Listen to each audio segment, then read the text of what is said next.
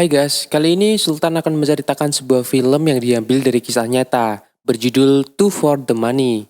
Jadi film ini bercerita tentang seorang atlet football yang beralih profesi sebagai operator judi untuk memasang sebuah taruhan. Gimana cerita lengkapnya? Langsung aja kita masuk ke alur ceritanya. Brandon Langs tinggal di Las Vegas dan sejak kecil kehidupannya dihabiskan dengan berlatih berbagai macam olahraga. Semua itu karena sang ayah sangat ingin menjadikan Brandon sebagai seorang atlet profesional. Dikarenakan ayahnya ternyata juga seorang atlet profesional. Brandon akhirnya berhasil menjadi atlet football dan bermain untuk grup bernama Sun Devil. Tetapi pada puncak karirnya, entah memang musibah ia mengalami cedera parah karena bertubrukan dan ditindih banyak pemain lawan.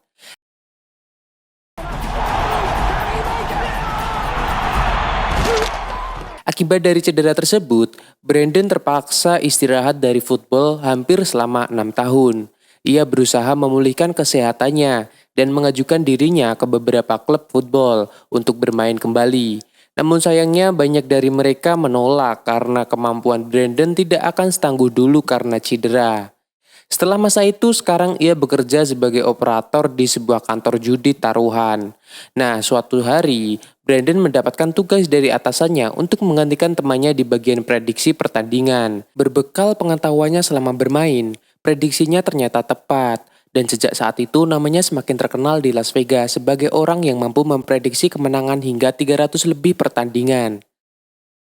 Keberhasilannya tersebut ternyata menarik perhatian seorang pemilik jasa taruhan American football bernama Walter Abraham. Walter ingin agar Brandon bergabung dan menawarkan gaji yang jauh lebih besar, serta tiket pesawat kelas bisnis untuk segera terbang ke New York. Kesempatan itu tentu tidak disia-siakan, mengingat adiknya yang membutuhkan biaya besar untuk masuk kuliah, serta ibunya yang bekerja dengan gaji yang tidak seberapa, karena ayahnya pergi entah kemana. This is a joke, right? No, this is not a joke. This is a job offer.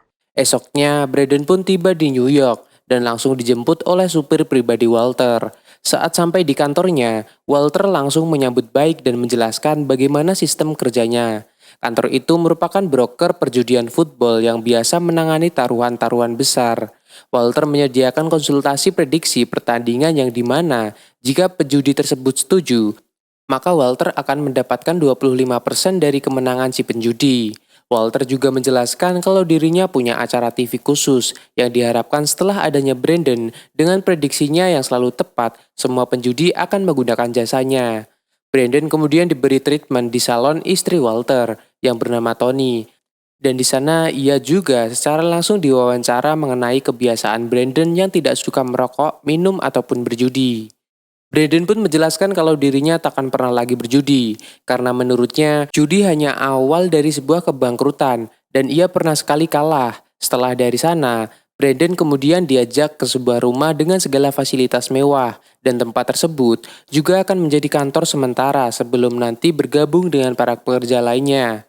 Di sana ia diberi waktu seminggu untuk memprediksi setiap pertandingan, serta belajar bagaimana nanti ia akan melobi para penjudi agar mau menggunakan jasa prediksinya.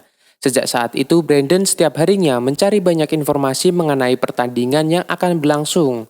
Namun bukan prediksinya yang selalu Walter kecewakan, tapi bagaimana cara Brandon meyakinkan para penjudi agar mau menggunakan jasanya. Menurut Walter, rekaman Brandon masih kaku dan kurang bisa meyakinkan. Ia meminta agar Brandon tak sungkan membanggakan diri, sekaligus mengganti namanya menjadi John Anthony. John Anthony here, the $1 million man. And from Wall Street to Tokyo to Hollywood, all your big money stays and plays. Setelah dicoba beberapa kali, akhirnya Brandon bisa memenuhi ekspektasi Walter, dan pencapaian itu pun langsung dirayakan makan bersama. Saat itu Brandon melihat seorang wanita yang menarik perhatiannya, dan Walter pun menyarankan untuk berkenalan sekaligus mengencani wanita tersebut. Dengan dukungan Walter, Brandon memberanikan diri mendatangi si wanita yang bernama Alex. Dan tanpa diduga, dengan mudahnya Alex mau ikut bersama Brandon dan menghabiskan malam bersama. I just want to get in my pants. Beberapa hari kemudian, Brandon yang sudah membuktikan kehebatannya langsung diajak Walter menuju kantor utama.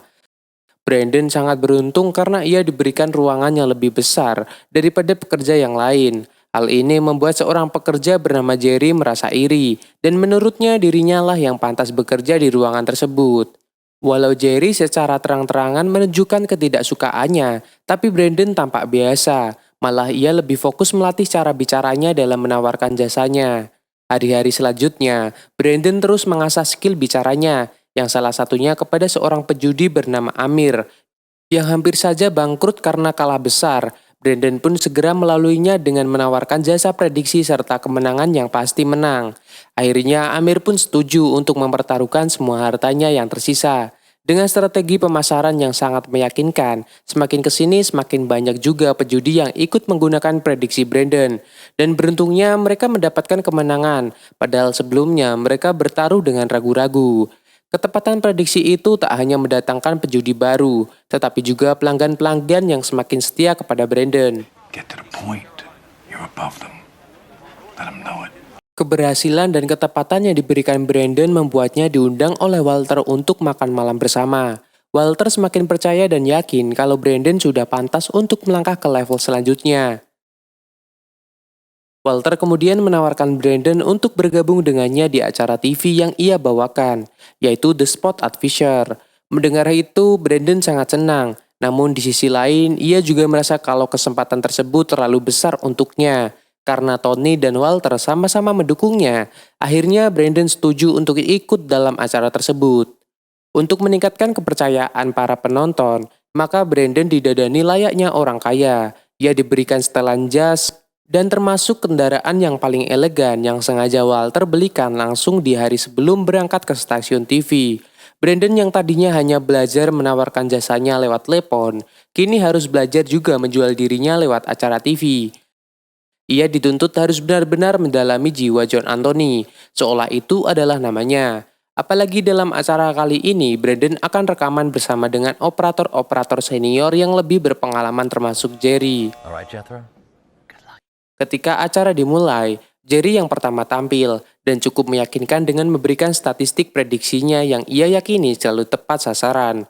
Kemudian dilanjutkan oleh seorang operator yang menawarkan jasanya dengan berteriak-teriak sehingga memberikan kesan yang kuat. Brandon sendiri semakin gugup, hingga ia sempat lupa kalimat yang harus ia katakan, namun tiba-tiba ia mendapatkan ide untuk menggunakan pengalamannya menjadi pemain American football yang membuatnya bisa menebak tepat sasaran. Ia juga berbicara dengan tenang dan berwibawa tidak tergesa-gesa seperti dua operator sebelumnya. Walter sendiri sempat terhipnotis dan tak menyangka kalau Brandon bisa melebihi dua orang lainnya yang lebih senior. I played quarterback, Division I, and every QB knows that the secret. Esoknya Brandon semakin kebanjiran pelanggan setelah rekaman itu disiarkan. Ia semakin sibuk menerima telepon sekaligus melatih dirinya menjadi John Anthony yang pandai menghasut orang-orang. Hal ini membuat Jerry semakin iri karena Brandon terlihat semakin sombong setelah pencapaian tersebut. Walter bahkan mengalihkan salah satu pelanggan setia Jerry kepada Brandon, dan membuat kebencian Jerry tentu saja semakin besar. Your client's a jumping ship, you lactose intolerant fuck. Get out of my sight. Come on. Beberapa minggu kemudian, seorang petarung kelas dunia bernama Novian mengundang Walter ke Puerto Rico karena ia ingin menggunakan jasanya. Setibanya di sana, Brandon kemudian mengeluarkan skill penghasutnya dan saat itu, Novian sedikit meragukan bagaimana Brandon sangat yakin akan prediksinya. Dengan semua skillnya, Brandon terus memprovokasi Novian, seolah membuatnya seperti pengecut. Hingga akhirnya ia pun sepakat membayar di muka untuk taruhan besar $250.000. I never paid up front before, did I? We've never charged it before. Dan setelah dari sana, Brandon harus mempersiapkan prediksinya untuk permainan minggu ini. Entah apa yang dipikirkan Brandon saat itu, ia malah meminta prediksinya dari seorang operator bernama Sheila. Tentu saja Sheila bingung karena takut jika nanti tebakannya salah dan menyebabkan kerugian taruhan para pedudi yang sudah mempercayai Brandon. Walau begitu, Brandon sendiri tidak peduli dan malah meyakinkan bahwa apapun yang ia pilih pasti akan menang. Dan ajaibnya, ketika malam pertandingan berlangsung, tim yang dipilih Sheila benar-benar menang. Kemenangan itu pun dirayakan oleh semua pekerja karena mereka akan mendapat untung besar-besaran. Brandon juga ikut merayakan kemenangan tersebut dan memeluk Walter atas keberhasilan mereka. Ia meminta bayaran lebih karena keberhasilan ini juga berkat usahanya dalam menghasut Novian. Brandon berharap dapat 10% dari hasil, tetapi tanpa diduga, Walter justru memperingatkannya dengan tegas untuk tidak meminta lebih dari yang sudah ia berikan. Dan satu lagi, ia juga mengingatkan kalau Brandon hanyalah seorang pegawainya. That's how you get ahead with me. Now, John Anthony. Brandon tentu sangat kesal dan merasa dirinya tak dianggap, hingga ia berusaha menghibur dirinya dengan mendatangi apartemen Alex untuk mengajaknya makan malam.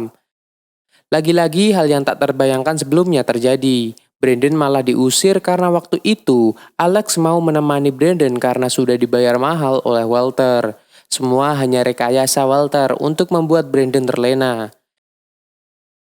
Esoknya Brandon di kantor mendapatkan sambutan meriah dari para pekerja. Akan tetapi suasana hatinya masih kesal dan ia memutuskan untuk pergi bermain golf bersama kliennya tanpa memperdulikan Walter yang terus-terusan meminta Brandon mempersiapkan pertandingan untuk minggu ini. It's time to press, my man. We're gonna yank out all the stops. When you win in, you press. Saking jengkelnya saat itu, Brandon membalasnya dengan memberikan pilihan asal-asalan untuk pertandingan yang diminta. Dari pilihan asal-asalan itu benar-benar buruk. Semuanya prediksinya meleset dan membuat Walter kewalahan menerima komplain dari setiap pelanggannya. Untuk kali ini Walter rela memberikan 10% dari komisi kemenangan asalkan Brandon kembali lebih serius dalam menganalisa pertandingan selanjutnya. Dari gagalnya prediksi tersebut membuat Novian sangat marah dan mengancam Brandon ketika ia berolahraga di taman. Hampir saja Brandon dibunuh dan diancam keluarganya. Brandon yang tak bisa berbuat banyak pun hanya memohon meminta maaf dan berjanji ia akan membantu mendapatkan kembali uangnya. Di pertandingan selanjutnya beberapa hari kemudian saat acara TV akan dimulai, Walter dengan lantangnya memecat Jerry. Padahal saat itu Jerry hanya ingin menjadi pembicara utama karena ia telah memenangkan banyak pertandingan, tetapi Walter justru menolaknya dan membandingkannya dengan Brandon. Jerry pun berusaha, dan selama 6 tahun bekerja, ia selalu memberikan yang terbaik, berbeda dengan Brandon yang hanya baru beberapa bulan saja. Namun Walter tetap tak mau mendengarkan, karena menurutnya Brandon lebih punya bakat daripada Jerry yang hanya mengandalkan software untuk prediksinya. Maybe I am. Good luck! Esoknya, Amir menelpon dan marah-marah menyerahkan atas kehilangan seluruh uangnya, rumah, mobil hingga pekerjaannya habis. Karena ia kalah bertaruh hingga $380.000. Brandon pun kemarin membujuknya dengan berkata bahwa minggu ini akan beda. Tapi Amir udah terlanjur kesal dan tidak mau percaya. Ia sudah kehilangan segalanya dan padahal sebentar lagi ia akan menikah. Like this is some kind of game.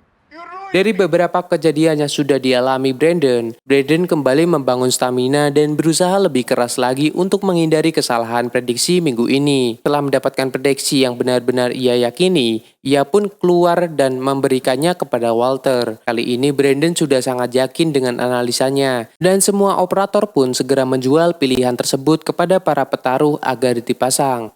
Saat tiba akhir pekan, seluruh karyawan di kantor Walter menonton bersama, berharap prediksi Brandon sesuai harapan, dan mendapat keuntungan yang banyak. Awalnya pertandingan tersebut berjalan sesuai prediksi, namun sangat disayangkan di menit-menit terakhir, tim pilihan mereka kalah dengan selisih skor sedikit. Hari kemudian saat Brandon diajak makan malam, yang datang ternyata hanyalah Tony saja. Dan Tony pun kemudian menjelaskan kekalahan kemarin membuat perusahaan merugi. Dan Walter memaksakan diri pergi ke Las Vegas untuk berjudi mencari keberuntungan. Setelah malam itu, 2 hari kemudian, barulah Brandon dan Walter bertemu di acara TV seperti biasa.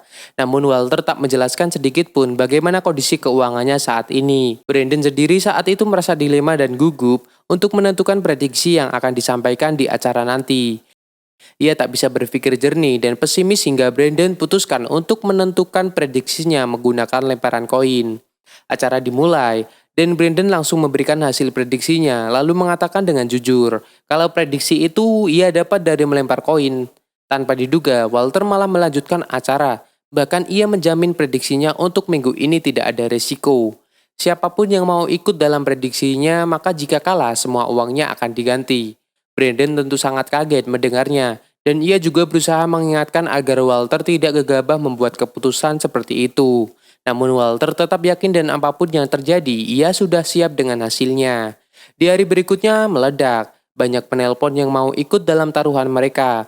Bertaruh gila-gilaan, semua operator sibuk tak henti-henti melayani para pejudi memasang taruhannya. Brandon sendiri di balik pintunya bisa melihat dengan wajah khawatir karena ia tahu jika sampai salah prediksi, maka Walter akan bangkrut dan semua pekerja akan mendapatkan masalah.